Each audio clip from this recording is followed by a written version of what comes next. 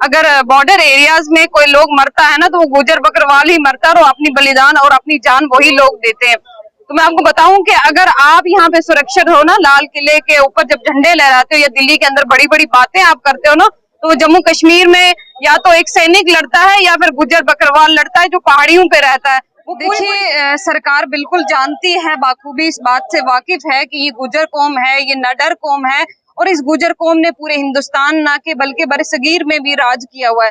वो हमेशा से चाहती है कि इसको दबा कुचला के रखा जाए, ताकि ये अपने, अगर ये जाग जाएंगे, एक हो जाएंगे, तो ये पूरे हिंदुस्तान पे हैवी हो जाएंगे। इसलिए वो चाहती है कि ये जितने दबे रहें तो उतना ही बेहतर है। तो ये जो एसटी का आरक्षण है, ये मैं क्लियर कर देना चाहती हूँ, ये हमें 1991 में मिला था। तो उसके बाद उस टाइम जो अदर क्लासेस हैं उनकी फाइल भी वहां पर गई थी, हमारी फाइल भी गई थी और उनकी फाइल भी गई थी।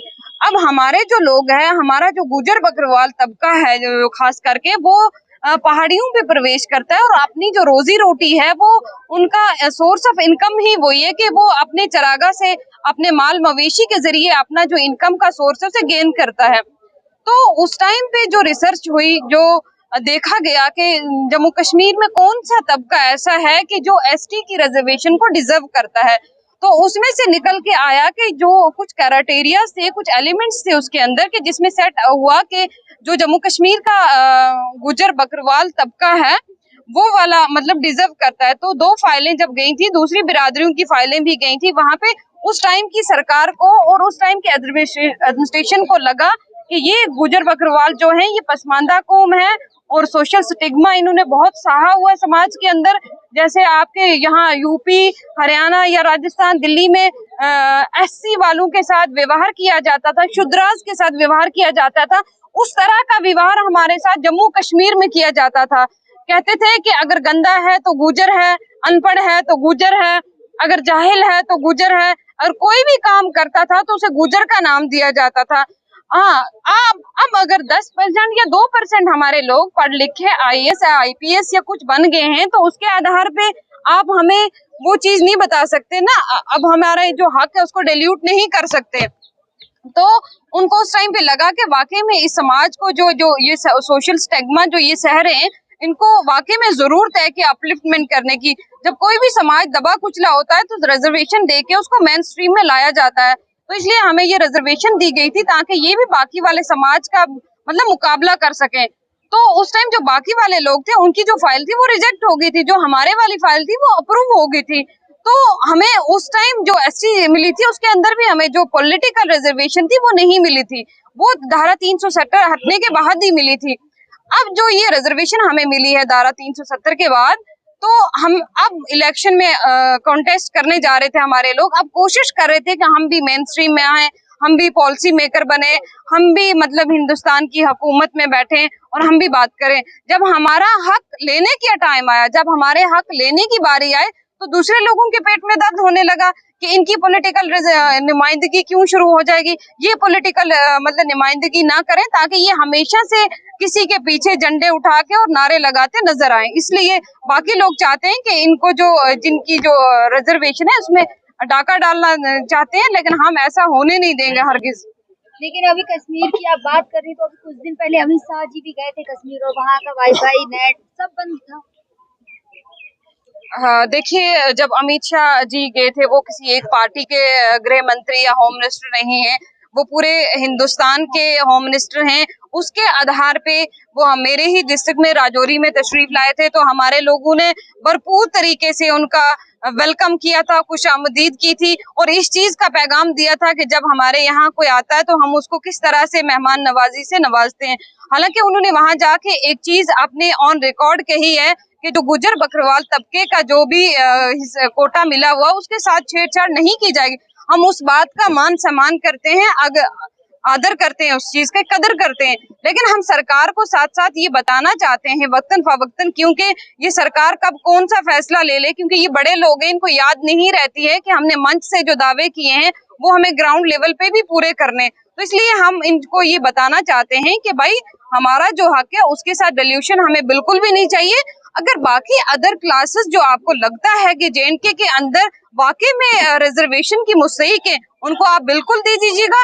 जो आप उनको एलओसी दे रहे हो, पीएसपी दे रहे हो, बाकी इतनी सारी रिजर्वेशन जो आपको दे रहे हो, ओबीसी दे रहे हो, तो 40% कुछ ऐसा लगभग मिलके बनता है।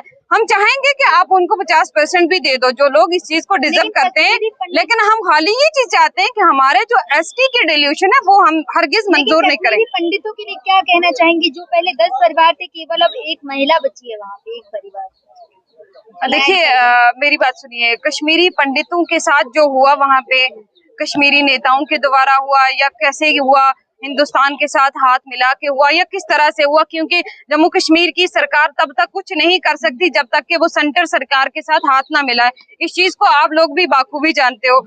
तो उनके साथ जो अत्याचार अन्याय हुआ उस चीज की भी हम पुरजोर तरीके से मजम्मत करते हैं, और वो लोग भी अपनी लड़ाई को लगातार लड़ रहे हैं और हम भी उनकी लड़ाई में शाना बेशाना उनके साथ खड़े हैं। आप एक महिला हैं तो महिलाओं पे ही सवाल पूछना चाहूंगी कि प्रधानमंत्री जी लगातार महिला सम्मान की बात करते हैं और भावुक भी हो जाते हैं, लाल किला के प्राचीर से भी भावुक हो गए। जी मेरी बात सुनिए मेरी बहन, आज यहाँ पे आपको कितने लोग देखने को मिले, मतलब कितने लोग देखने को मिले, बहुत सारे लोग, सैकड़ों हजारों की तादाद में लोग देखने को, लेकिन आपको हमारे समाज में से कितनी महिलाएं देखने को मिली? कितनी महिलाएं? 2, 4, 10 महिलाएं मिली ना। क्यों?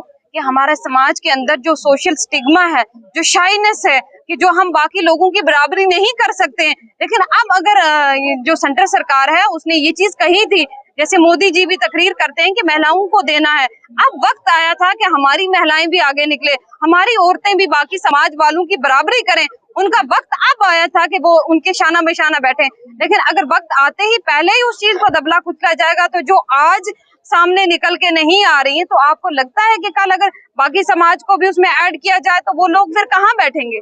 जो आज नहीं आ रही है तो वो उस टाइम कहाँ बैठेंगे? इसलिए इन हालातों का जिम्मेदार आखिर कौन है, मौजूदा सरकार या पीछे की सरकार है? देखिए मैं ये चीज कहूंगी कि मैं ये नहीं मानती हूँ कि खाली इस टाइम की मौजूदा सरकार है। इसकी जो जिम्मेवार है, हमारी जो स्टेट की सरकारें हैं वो भी इसकी जिम्मेवार हैं, क्योंकि उन्होंने भी कभी नहीं चाहा कि हमें राइट्स मिले, क्योंकि अगर वो चाहते तो हमें राइट्स, क्योंकि उन्होंने हमेशा हमें नारे के लिए, झंडे के लिए, जलसे के लिए इस्तेमाल किया है। तो सेंटर सरकार का अब कर्तव्य बनता है, इसका फर्ज बनता है कि जो चीज उन्होंने बिगाड़ी है उसको सुधारें और उसको दुरुस्त करें। आपको नहीं लगता कि गुज्जर बकरवाल आज जो पीछे है वो सरकारों की वजह से नहीं, वहाँ के आतंकवाद, वहाँ की जो स्थितियाँ रही है, वहाँ की अभी भी जो परिस्थिति है, उन सब की वजह से पीछे है? देखिए मेरे भाई, इस चीज का मैं आपको जवाब देना चाहूंगी। आपको शायद आपकी नॉलेज में नहीं होगी ये बात। अगर बॉर्डर एरियाज में कोई लोग मरता है ना, तो वो गुजर बकरवाल ही मरता है और अपनी बलिदान और अपनी जान वही लोग देते हैं। तो मैं आपको बताऊं कि अगर आप यहाँ पे सुरक्षित हो ना, लाल किले के ऊपर जब झंडे लहराते हो या दिल्ली के अंदर बड़ी बड़ी बातें आप करते हो ना, तो जम्मू कश्मीर में या तो एक सैनिक लड़ता है या फिर गुजर बकरवाल लड़ता है जो पहाड़ियों पे रहता है। वो पूरी सपोर्ट करता है हिंदुस्तान आर्मी की, और मतलब पूरे हिंदुस्तान का ये परिचय देता है कि हम हिंदुस्तानी हैं और हिंदुस्तान के साथ रहने वाले लोग हैं। तो आतंकवादियों की वजह से कैसे वो पीछे हो गए? वो तो वहां के नेताओं की वजह से पीछे हैं। वहां के नेता तो चाहते ही यहाँ से कभी आतंकवाद खत्म हो। अगर आतंकवाद खत्म होगा तो हमारी रियासत में खुशहाली होगी और बहाली होगी। इस चीज का जो वादा है हमारे से मोदी जी ने किया था, अगर मोदी जी अपने वादे को करके खड़े क्यों नहीं उतरते? हम इस चीज को बोल रहे हैं। ठीक है, मोदी जी ने ये वादा किया था और मैं ये मानती भी हूँ और ये मैं दावे के साथ कहती भी हूँ, धारा 370 टूटने के बाद काफी सारी जो चीजें हैं इस तरह की मतलब नहीं देखने को मिली हमें पर्दे पे। बड़ी खुशी की बात है कि जो पथराव होता था हमारे कश्मीर में वो नहीं देखने को मिलता, या आतंकवाद की जो घटनाएं घटती थी वो नहीं घटती। लेकिन मैं चाहती हूँ कि अगर आपको किसी तबके को अपलिफ्टमेंट करना है तो आप एक तरीके से, एक रिसर्च के द्वारा जो जिस तरीके से आपको करना चाहिए उस तरीके से करें ना। आप क्यों मतलब किसी दूसरे का हक, ये पता है क्या बात है, मेरी बात सुनिए, ये होता है कि रेवड़ियों, जैसे हमारे यहाँ एक मिठाई होती है वो बनती है होली दिवाली पे। अब ये क्या करते हैं कि कभी एक कौम को उछाल लेते हैं कि आ जाओ भाई तुम्हें रिजर्वेशन देंगे, उसको अपने साथ लगा लेंगे। कभी दूसरी कौम को कि आ जाओ भाई तुम्हारे, मतलब डराते हैं लोगों को, लोगों के मन में खूब पैदा करते हैं कि भाई तुम्हें तुम्हारा जो हक है वो छीन लिया जाएगा, तुम्हें जो हक दिया गया वो नहीं मिलेगा।